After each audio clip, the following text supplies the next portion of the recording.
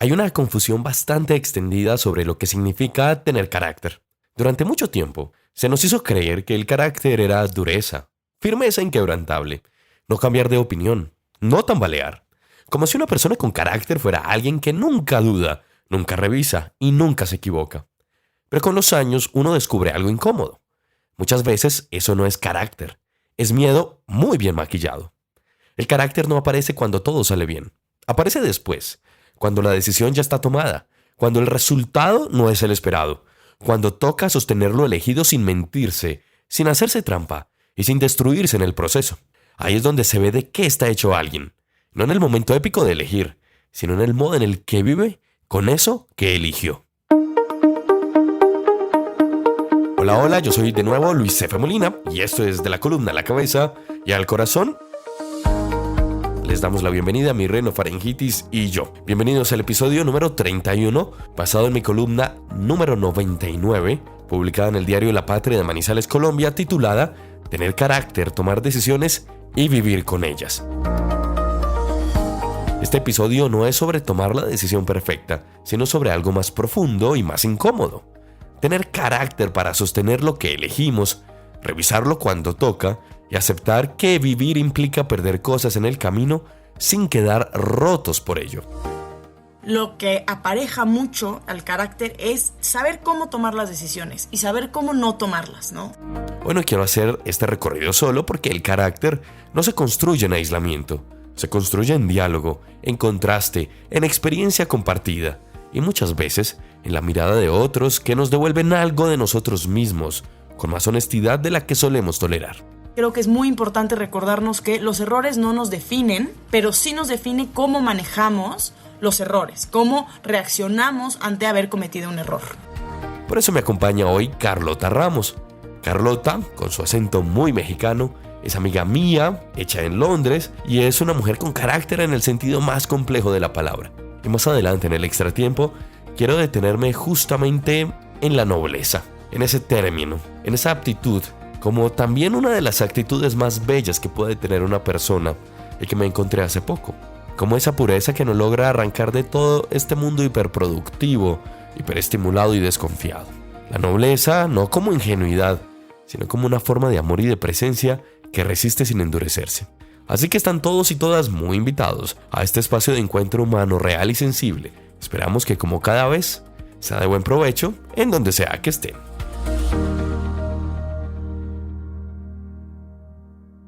Comencemos. Mi amistad más larga llegará en pocos días a los 27 años. Daniel Santiago Cabana González me conoce desde el primer curso de primaria, en el Colegio Seminario Menor, en Manizales, nuestra ciudad, aunque él ya no vive aquí. Aunque podría recordarlo por 100.001 episodios que hemos atravesado juntos como amigos, hay una frase que me dijo hace unos 10 años que quedó escrita en mi memoria con la más indeleble de todas las tintas. La vida es tomar decisiones y vivir con ellas. La vida es tomar decisiones y vivir con ellas. Es que la vida es eso, tomar decisiones y asumir la responsabilidad que traen consigo, aunque no se trata de un proceso automático ni inconsciente. Por el contrario, decidir con responsabilidad en este mundo convulso e hiperestimulado exige algo cada vez más escaso: parar, entender y tomar conciencia real de lo que se está haciendo. No actuar por reflejo, ni por presión, ni por ansiedad. Decidir implica mirar de frente ese famoso elefante grande en la habitación, como dicen los anglosajones. Reconocer las condiciones, sean estas emocionales, mentales o vitales, desde las cuales tomamos decisiones. Sensato es entender que no toda decisión es mala por su contenido. Muchas lo son por el estado desde el cual se toman. Como también aprendí en terapia que los árboles no se cortan en invierno. Es decir, no se decide bien en medio de borracheras emocionales, de impulsos reactivos, ni de urgencias mal digeridas.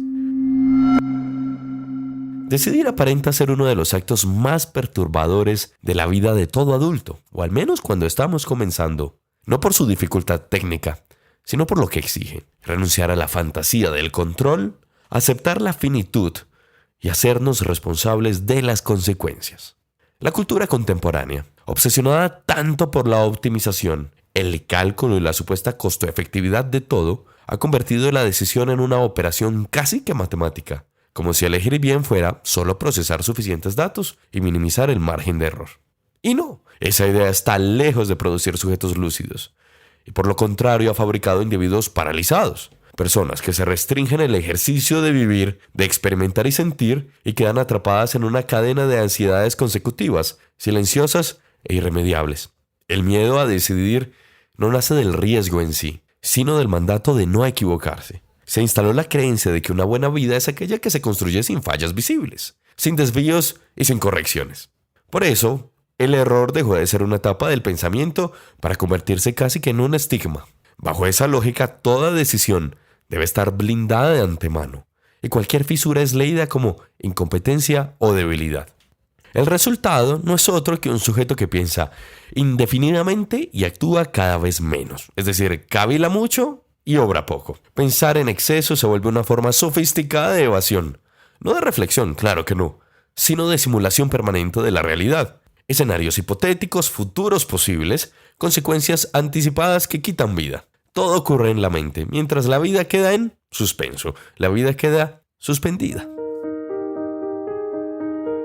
Vamos al grano. Hoy me acompaña Carlota Ramos, la gran Carlota Ramos. Carlota es mexicanísima, es amiga mía y es una mujer con un carácter profundamente trabajado. No de esos que se imponen por volumen o por dureza, no, sino de los que se sostienen con criterio, con experiencia y con una fuerza que no necesita demostrarse todo el tiempo.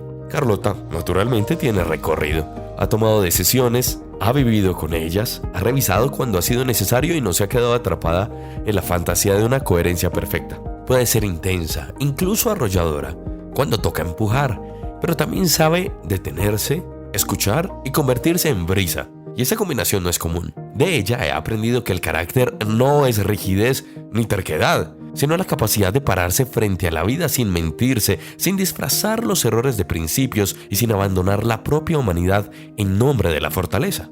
Carlota no habla entonces desde la teoría, habla desde la vida vivida. Por eso quise traerla a esta conversación, porque hablar de carácter no es hablar de ideales abstractos, sino de cómo se vive con lo elegido, cómo se corrige sin derrumbarse y cómo se sostiene el propio centro en un mundo que empuja constantemente a endurecerse hacia afuera. Aquí va la primera etapa de nuestro diálogo.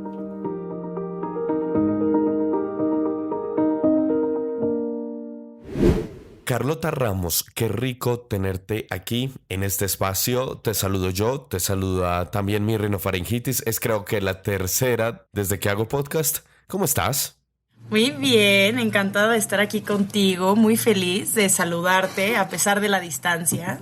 Sí, Carlota está en México, como lo mencionaba. Carlota y yo nos conocimos en Londres mientras hacíamos nuestra maestría y nos conocimos, lo recuerdo muy bien, en una posada navideña con el gran Sergio Manuel, ¿cierto? Delgado Fernández, más conocido como el Checo, a quien saludamos y le decimos que lo amamos. Yo comencé esta columna, Carlota, hablando sobre mi amistad más grande en la vida, que va a completar 27 años. En una amistad eso es largo. Y creo que uno de los grandes aprendizajes que me ha dado esta amistad es lo que yo digo en la columna, es tomar decisiones. La vida es tomar decisiones y vivir con ellas. Y yo quería hacer este podcast, y lo quiero hacer, alrededor del carácter.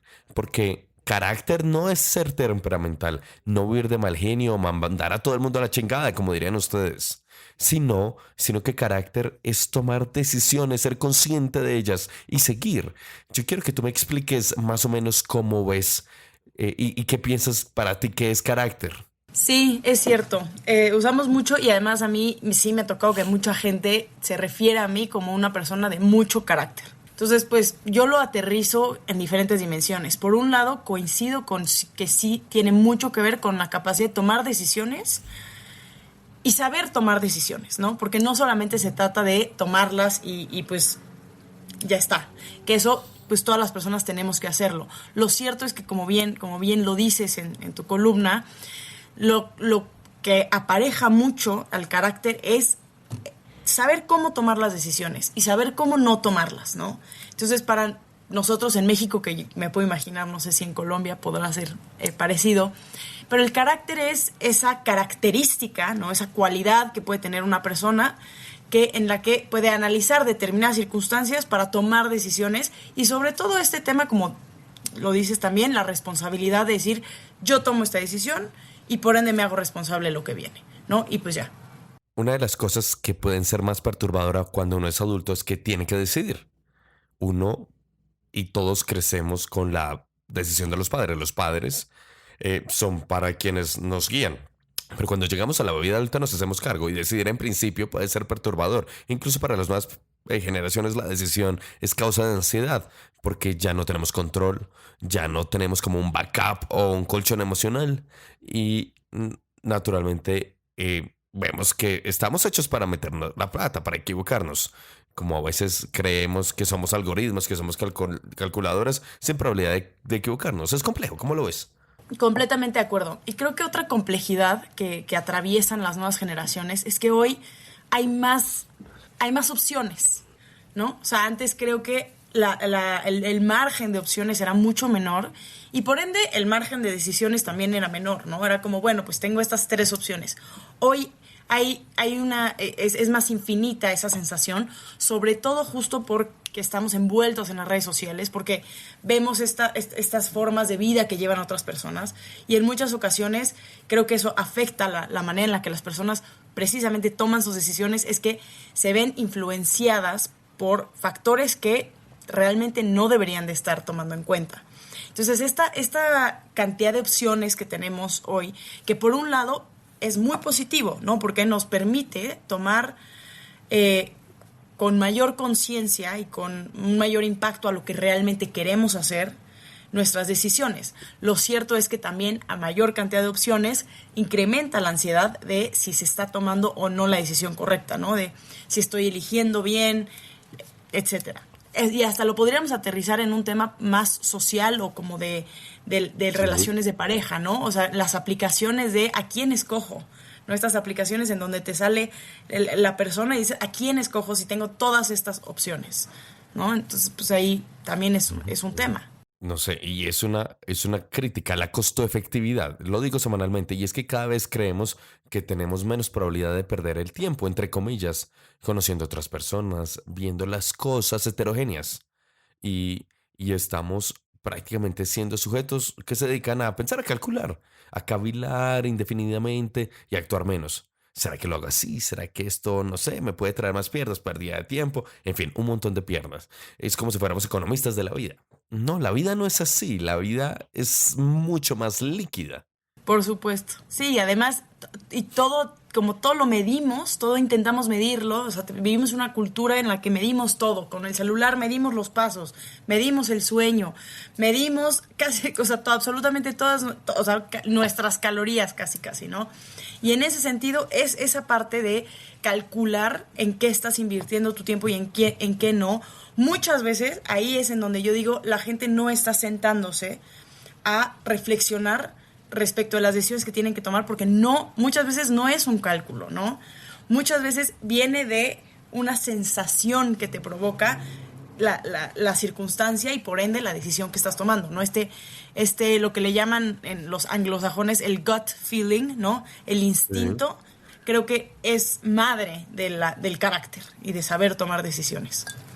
Sí, allí hay una palabra que yo uso para cerrar este primer bloque y es la palabra atormentado. A mí me parece divertidísimo la palabra atormentado porque no hay nada peor que tener un tormento.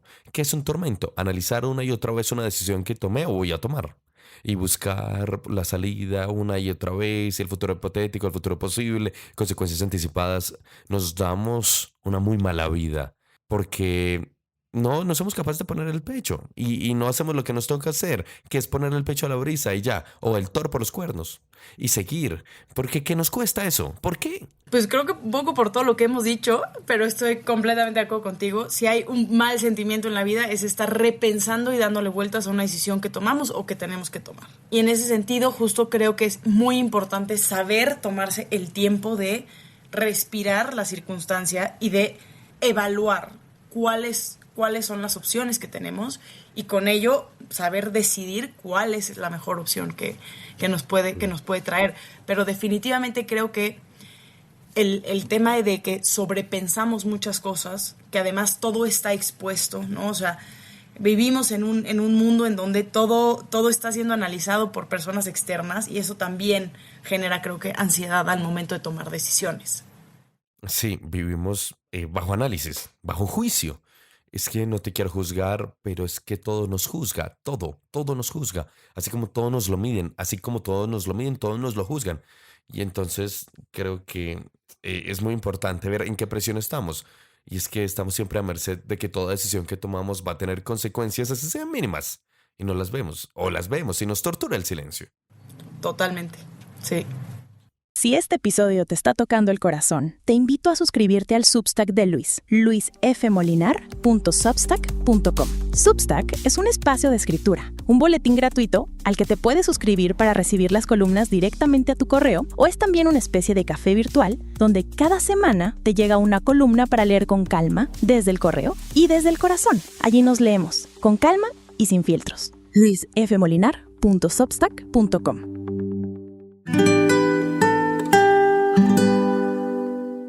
Volvamos a la columna. Recuerdo entonces en la época en la que mi amigo Daniel Santiago y yo pasamos a la universidad.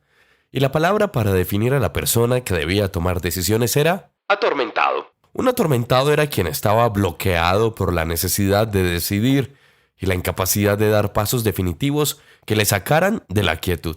Esta hipertrofia del pensamiento no produce claridad, produce mucha ansiedad. No ordena, sino que dispersa, no protege y desgasta.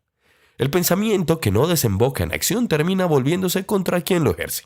Decidir implica aceptar que la información siempre es incompleta, que rara vez existen condiciones ideales y que toda elección se hace desde un punto ciego. Exigir certezas absolutas antes de actuar es una manera elegante de no actuar nunca.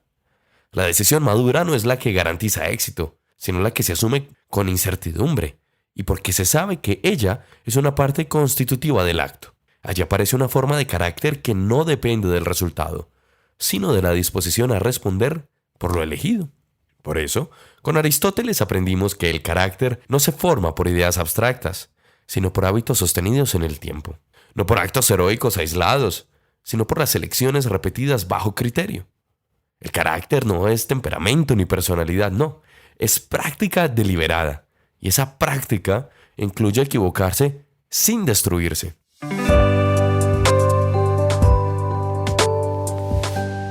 El error, en este contexto, no es el problema. El verdadero problema es la incapacidad de revisar, la rigidez disfrazada de coherencia y persistir en decisiones que ya no se sostienen solo para no admitir una falla.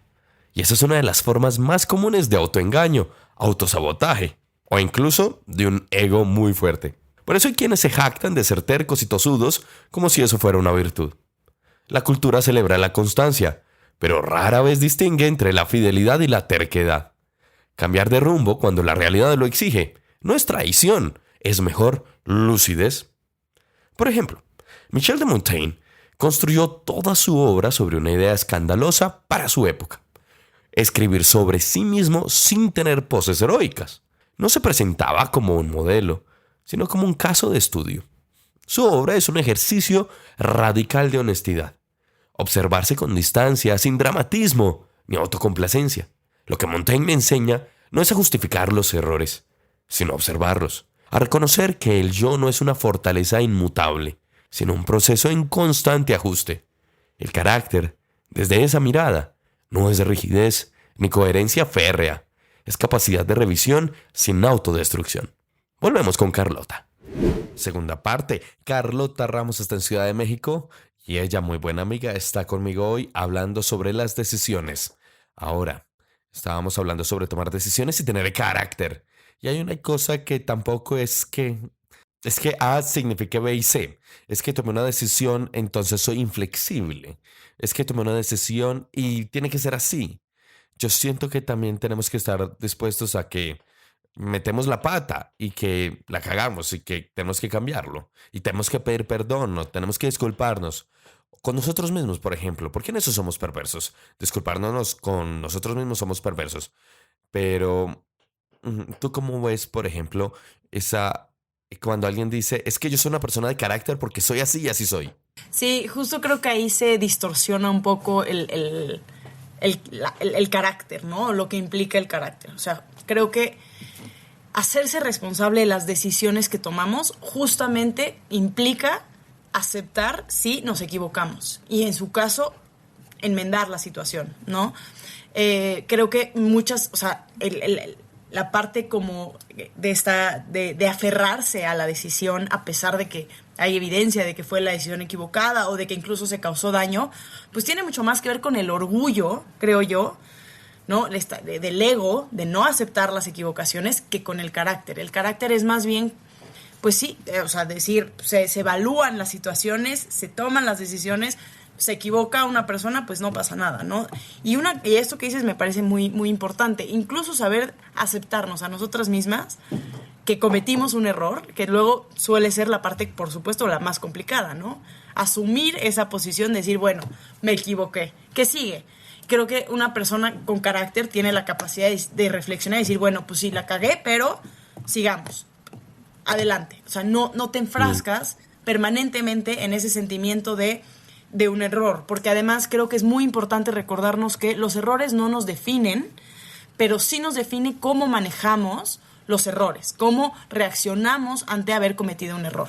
Yo creo que en la columna lo relatamos muy bien con lo que sucedía con Michel de Montaigne, sobre que él se narró sin poses heroicas, siendo genuina, y eso creo que con los años ha mejorado, pero creo que hubo generaciones que querían ser héroes o heroínas, que querían ser salvadoras y mesiánicas, por así decirlo, y considero que en cierta manera yo creo que una vida mucho más simple es a lo que estamos llamados, pero conectándolo con lo que decías al final del primer bloque, estamos rodeados de un montón de falsos espejos que no nos reflejan nuestra realidad. Mira Instagram, es que este viajó, este se graduó, este hizo lo otro, este hizo aquello. Qué duro es vivir en una competencia de decisiones. Entonces yo quiero tomar mejores decisiones para pasarme a otra persona, porque se vuelve una competencia ridícula que nos está quitando nuestra humanidad y la capacidad hermosa de cometer errores, que es algo que me preocupa, es que el falso carácter de ahora nos prive de nuestro lado humano de meter la pata. Totalmente. Y de entender lo que implica cometer una equivocación, ¿no? O sea, justo creo que ahí o sea, lo relatas muy bien en que es importantísimo no solo darnos la oportunidad de cometer errores, pero en caso de que sí los cometamos, aceptarlos. Porque ahí en donde no nos cuesta mucho trabajo, creo, hoy en día, es en aceptar precisamente que hubo una equivocación en el momento en el que se analizó determinada situación y echar eso para atrás. A mucha gente creo que es lo que más le cuesta trabajo, ¿no? Esa aceptación y, por ende, decir, bueno, pues reculemos, o sea, volvemos a empezar.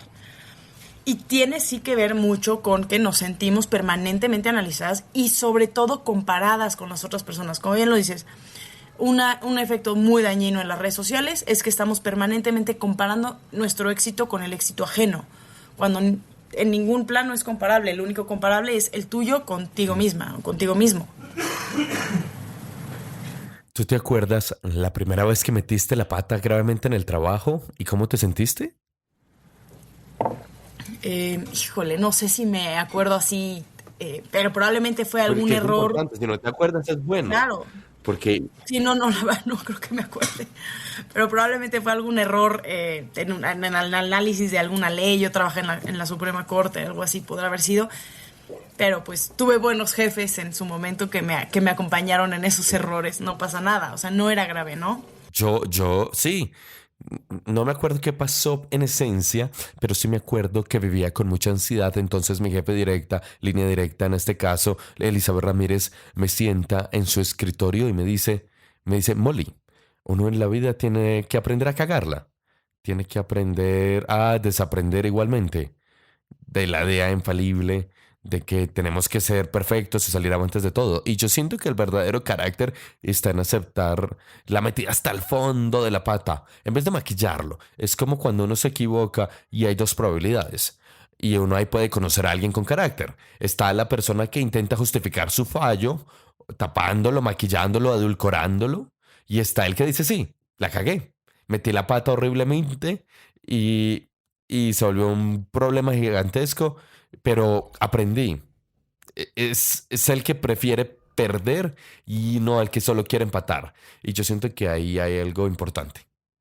Sí, por supuesto, por supuesto. Y esto que dices de saber desaprender, creo que es clave, porque además, justo en este mundo en donde vivimos permanentemente como bombardeados con información, muchas veces con información que no es cierta y que además tenemos unos ritmos de vida muy, muy intensos, ¿no? O sea, vivimos, o sea, creo que además hoy los niveles de ansiedad son muy altos porque hoy tenemos que procesar la misma información que nuestros abuelos cuando en un año. En un día nosotros procesamos la misma información que nuestros abuelos en un año. Todo eso, por supuesto, no ayuda a que podamos realmente tomar decisiones con calma, ¿no? En paz, que lleva, por supuesto, a que cometamos más errores y en su caso a que sea más difícil aceptar el error, porque, y creo que esto, bueno, es un análisis mío, por supuesto, pero creo que hay un factor ahí de que sentimos que hay tantas cosas que influenciaron nuestra decisión que queremos tal vez culpar a algo más. Siempre queremos buscar un responsable que no somos nosotros cuando cometemos un error, que puede sobre todo afectar a más personas. Les recomiendo el podcast que hice hace algunos meses o unas semanas, no me acuerdo, sobre la culpa como dispositivo de control. Acuérdense, sobre, por ejemplo, Raskolnikov en Crimen y Castigo.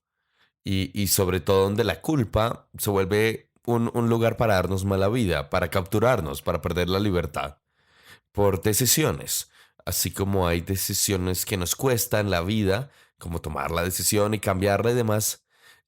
Yo siento que también hay que tenerlo en perspectiva. Tercer bloque y ya regresamos con Carlota Ramos, desde Ciudad de México. Volvamos a la columna. Hay quienes cambian de opinión cada semana y lo llaman apertura mental. Hay quienes nunca cambian de opinión y lo llaman principios. Y yo no soy quien para decir que algo está bien o está mal. Montaigne propone otra cosa. Cambiar cuando la realidad lo exige, pero con criterio. No por capricho, mucho menos por moda, ni por cansancio, sino porque se revisó honestamente lo elegido y ya no se sostiene. No tiene sentido. Eso requiere algo que casi nadie tolera. Aceptar que uno se ha equivocado. Y que equivocarse no es un colapso moral. El carácter no se forma en la ausencia de errores, no, sino en la capacidad de enmendarlos sin quedar destruido en el proceso. Toda decisión produce pérdida, claro.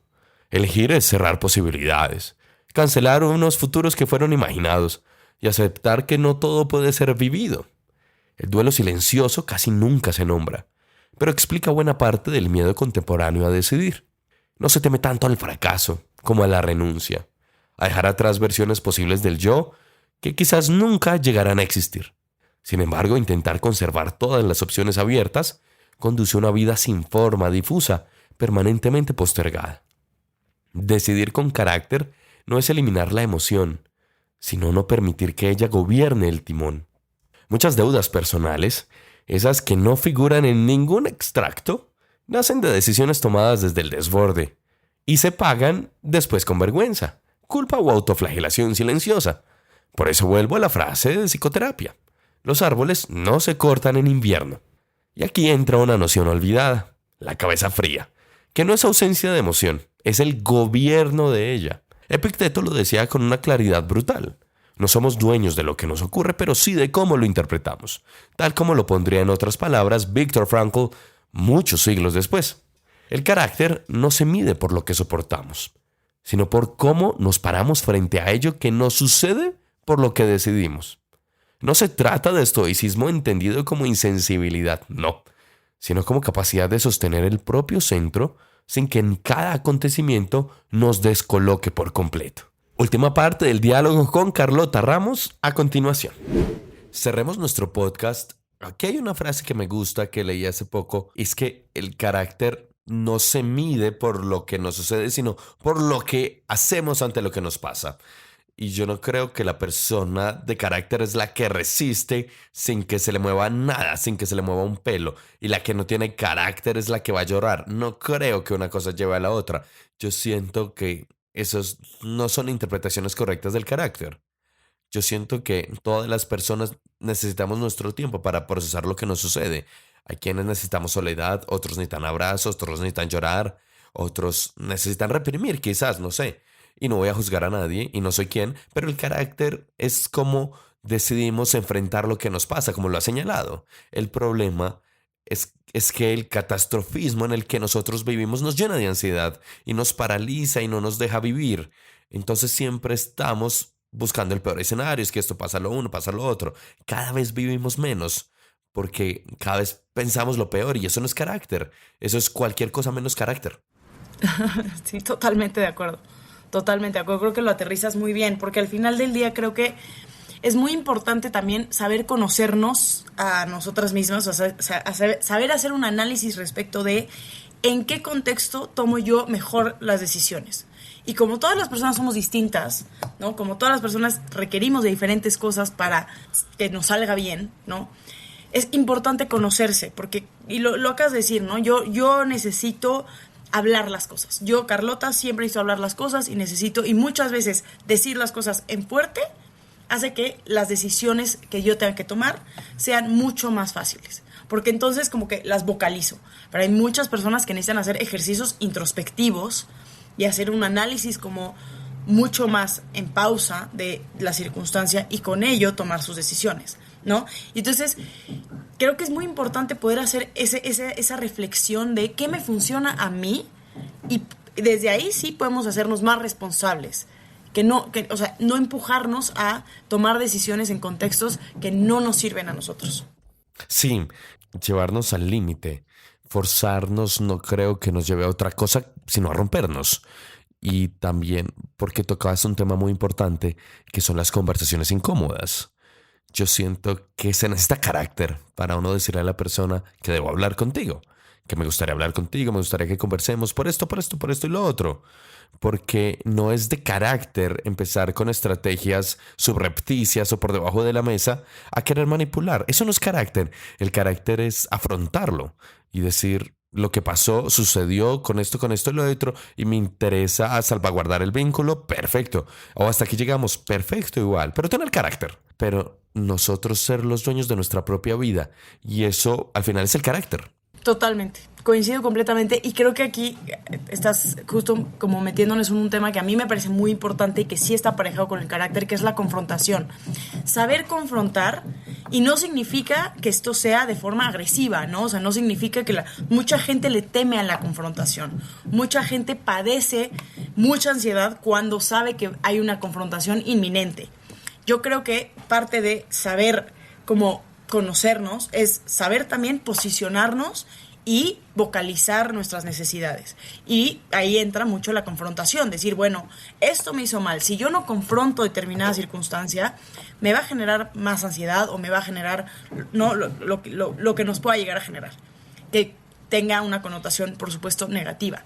Y ahí sí es como un entendimiento muy importante de, si yo quiero liderar mi vida, como bien lo dices, tengo que responsabilizarme también de las cosas que yo quiero y de vocalizarlas, de mis necesidades y de decirlas. Y ahí entra un poco carácter y confrontación en cuanto a lo que sea, ¿no? Esto puede ser en un ámbito laboral, en un ámbito social y en un ámbito de pareja, por ejemplo. O sea, en cualquier circunstancia es importante saber vocalizar nuestras necesidades. Y que la vida está llena de fricción. O sea, no podemos propender vivir una vida antinatural. Yo creo que es de las cosas más importantes, porque para tener carácter lo primero que tenemos que hacer es cortar el autoengaño, el autosabotaje, o que este es el mundo fabuloso de Disney. Yo no creo en eso.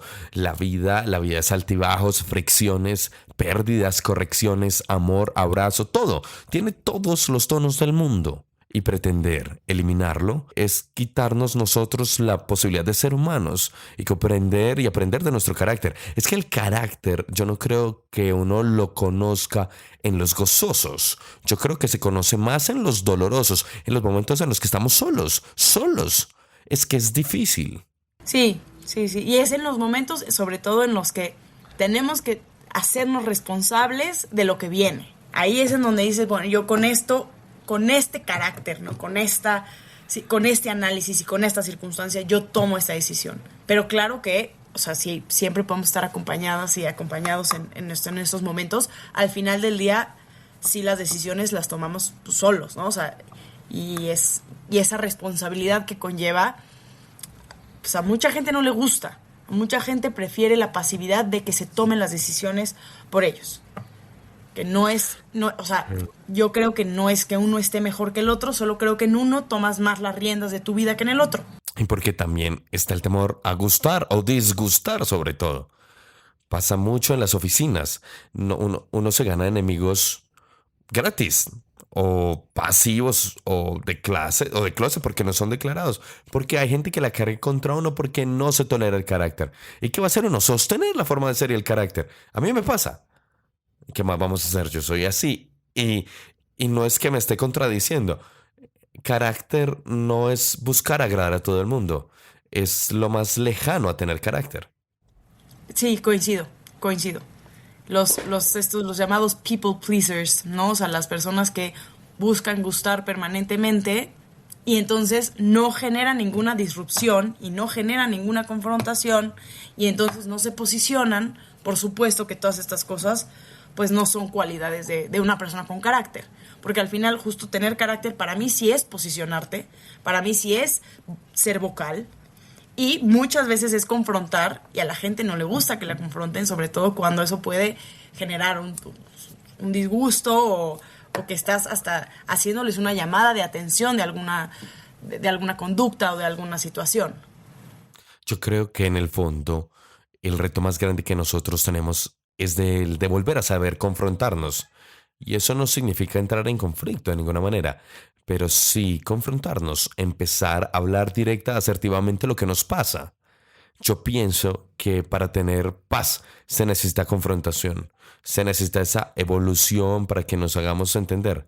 Y para eso se necesita carácter, convencimiento claro de que lo vamos a lograr juntos.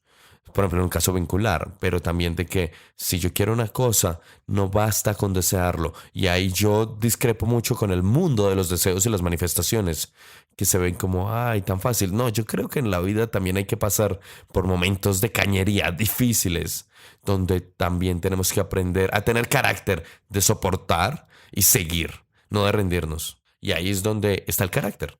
Sí, totalmente. Lidiar con circunstancias difíciles. Acuérdate cuando vivíamos en Londres, hubo unos momentos muy complejos y podríamos estar todos juntos como cofradía, pero estábamos lejos de casa, al frío. Y como diría la filósofa María Fernanda Perico, estábamos en la inhospitud. Y ahí es donde uno dice, pucha, carácter necesito para llegar al final de lo que me propuse. Entonces ahí es donde uno mira para atrás lo que ha caminado y ve para atrás todo lo que ha caminado y ve para adelante todo lo que le falta. Y uno dice, ¿cómo le vamos a hacer con carácter? Esta es la decisión que yo tomé y tengo que vivir con ella. Totalmente. Me encanta, sí. Algo que te quede en el tintero antes de cerrar esta conversación, querida y hermosa Carlota Ramos.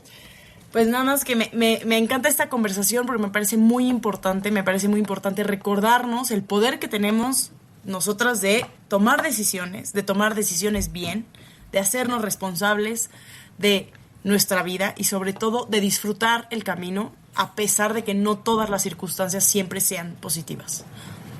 Sí. Con eso me quedo siempre. Y que habrá fricciones. Es que es natural. La naturaleza lo tiene. Y si algo he aprendido yo de la meteorología, y ustedes lo saben que me gusta y que es mi otra profesión, es que el cielo también tiene confrontación. La descarga atmosférica, por ejemplo, aunque se vea violenta, es una manera más rápida de calmar la nube. Y si caen rayos, se escuchan truenos, se ven los relámpagos, se ve escandaloso para muchas personas, es fricción, violento puede ser. Cargas positivas, sí, se ve duro. Pero a la postre, eso es naturaleza. Y después de la naturaleza, ¿qué pasa? Entonces, sí. Me encanta. Natural. Carlota Ramos, muchas gracias por estar aquí en este podcast. Qué bueno que hayas estado conmigo y con todos nosotros donde deseamos que estemos escuchándonos. Y qué bueno haberte escuchado. Esta mujer con carácter. Ay, muchas gracias por la invitación. Siempre es un gustazo estar contigo y verte y escucharte. Eres lo máximo. Muchas gracias. Linda, gracias. Una pausa y ya regresamos con el final de la columna y el extra tiempo. Si este episodio te está tocando el corazón, te invito a suscribirte a mi Substack, luisfmolinar.substack.com. Substack es el espacio de escritura en voz alta, un boletín gratuito al que te puedes suscribir para recibir mis columnas directamente en tu correo, o es también una especie de... es como un café virtual, donde cada semana te llega una columna para leer con calma desde el correo y desde el corazón. Allí nos leemos con calma y sin filtros. luisfmolinar.substack.com. Es gratis y nunca te arrepentirás. Cerremos nuestra columna de hoy. El problema contemporáneo no es la adversidad. Es que nos gusta anticipar catástrofes, lo que llamamos catastrofismo. Vivimos ensayando el peor escenario, como si prepararnos mentalmente para el desastre fuera una forma de protección. Incluso socialmente también existe una especie de fracasomanía, una siempre tendencia a pensar en el fracaso. Pero esa gimnasia mental estéril no nos hace más fuertes, ni más atentos, ni más conscientes.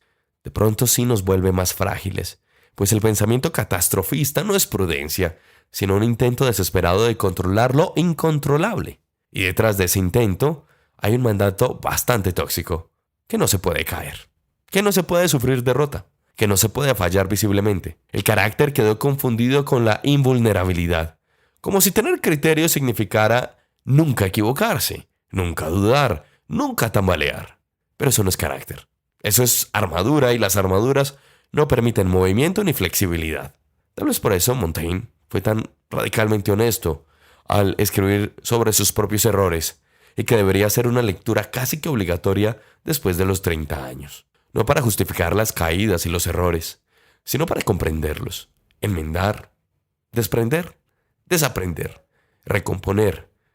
Que nada de esto nos hace débiles moralmente, sino que nos da más inteligencia vital, quizás más sabiduría, porque no hay carácter sin revisión, ni dignidad sin capacidad de corrección. El deseo también tiene su parte en esto, para cerrar. Vivimos en una cultura que confunde deseo con proyecto de vida. Se nos dice que debemos seguir nuestros sueños, como si el deseo fuera siempre lúcido, como si no pudiera estar contaminado por la ansiedad, la comparación o el miedo. Pero no todo deseo merece ser perseguido. Algunos deseos son síntomas, y no son aspiraciones realmente. Epicteto, volviendo a él, advertía que el problema no es desear, sino desear lo que no depende de nosotros. Y ahí empieza la verdadera tiranía de esta vida, cuando el carácter queda rehén de resultados externos, de validaciones ajenas, de futuros que no controlamos. Tener carácter implica distinguir entre lo que genuinamente se quiere y lo que se cree que se debe querer, entre lo que se elige por convicción y lo que se elige para no quedar expuestos, pues hay decisiones que se toman no por deseo real, sino por terror a la mirada del otro.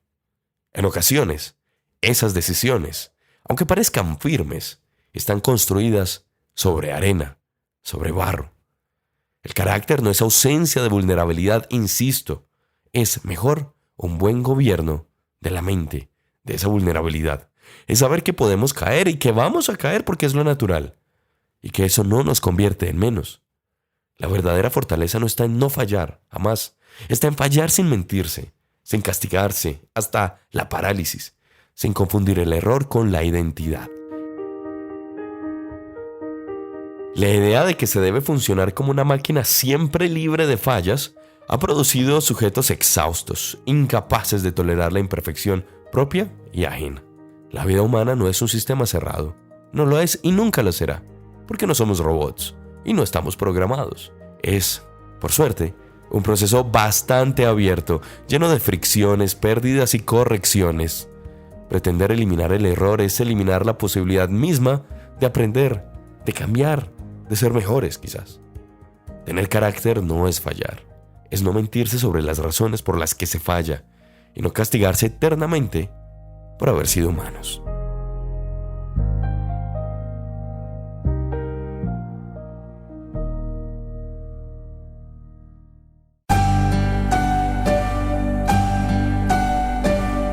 Tiempo de El Extratiempo. El extratiempo hoy es sobre la nobleza, porque hay virtudes que hacen ruido y otras que casi no se notan. La nobleza pertenece a este segundo grupo, muy selecto. No irrumpe, no se anuncia, no se defiende a gritos jamás. La nobleza no necesita certificarse ni explicarse. Y tal vez por eso resulta tan incómoda en un mundo que exige pruebas, argumentos y rendimientos, incluso para lo humano. La nobleza es una forma rara de pureza. No porque sea ingenua o infantil, sino porque ha pasado por el mundo, por su dureza, su cálculo y sus desconfianzas. Y aún así no se dejó contaminar del todo. Es alguien que pudo endurecerse y eligió no hacerlo. Que pudo volverse cínico y decidió no operar desde ahí. Y eso no es debilidad, es una elección ética profunda. Vivimos eso sí en una época que premia la sospecha. Desconfiar se volvió sinónimo de inteligencia supuestamente. Anticipar la mala intención del otro parece una forma de protección. Y sin darnos cuenta empezamos a admirar más la astucia que la nobleza, más la viveza que la honestidad emocional y más la dureza que la delicadeza o la ternura.